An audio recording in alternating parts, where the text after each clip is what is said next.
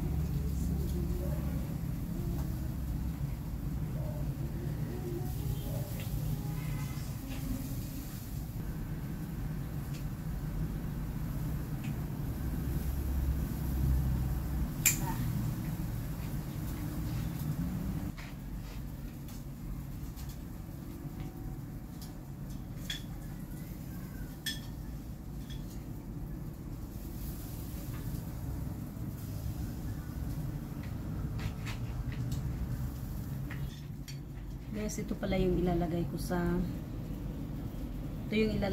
ano, sa gulay na laswa. Nagulay pala ako ng labong at saka saluyot, okra, talong. Tapos ito.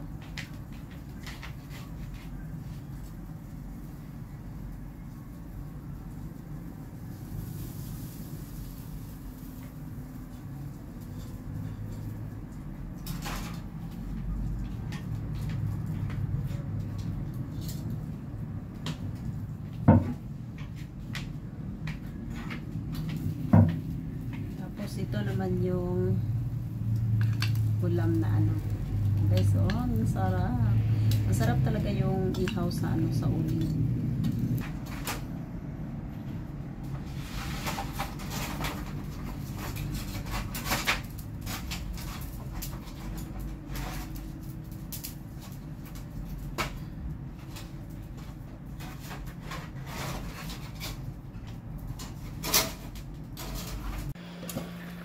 So guys, ito na yung ating gulay. O, diba? Ang sarap. My goodness. Tapos yung ating saluyot. So, ilalagay ko na. Kasi 8:30 na ng gabi. Diba? Ang daming saluyot.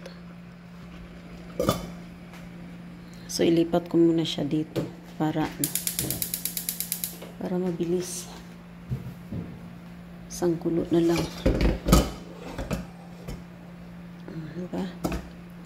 Pakuluin ko lang tapos tama na siya.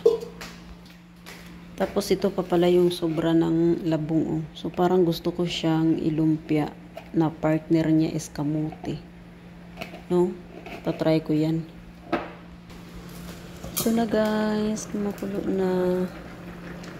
Pakainin ko na sila ate. Tapos kakain na rin ako kasi nagutom na ako. Yan. Oh, ang daming gulay. Tapos yung isda pala nandito na sa ilalim.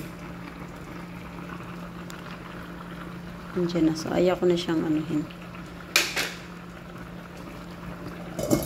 So, kain na tayo, guys. Off ko muna. Hi, guys. Ito na yung ating pagkain. Yung aking niluto kanina. Kasi, ang dami yata yung ano ko. Yung... Let's eat. Pansit.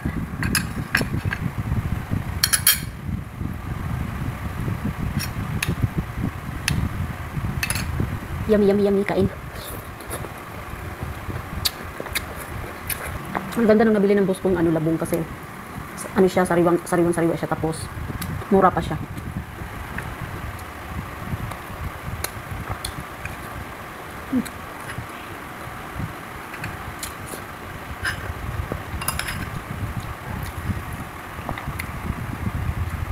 Yung saluyot na ubos. Ang gusto kasi yan ng mga boss ko yung saluyot eh.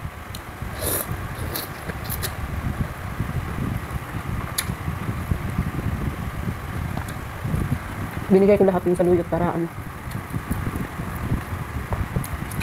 para magsawa talaga sila. Ubos nga.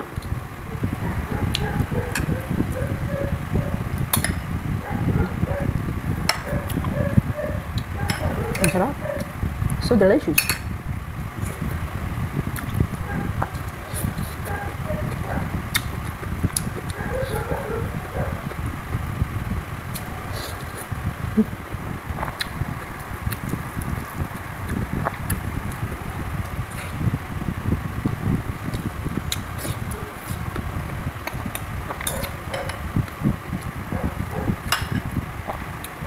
Sarap talaga ng pagkatimpla ko, guys. Hindi na ako naglalagay ng magic sarap.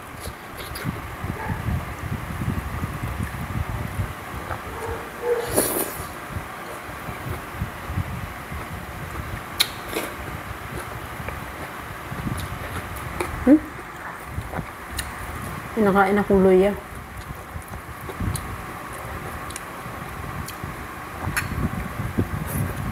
Yung ganitong ulam lang, pagkain,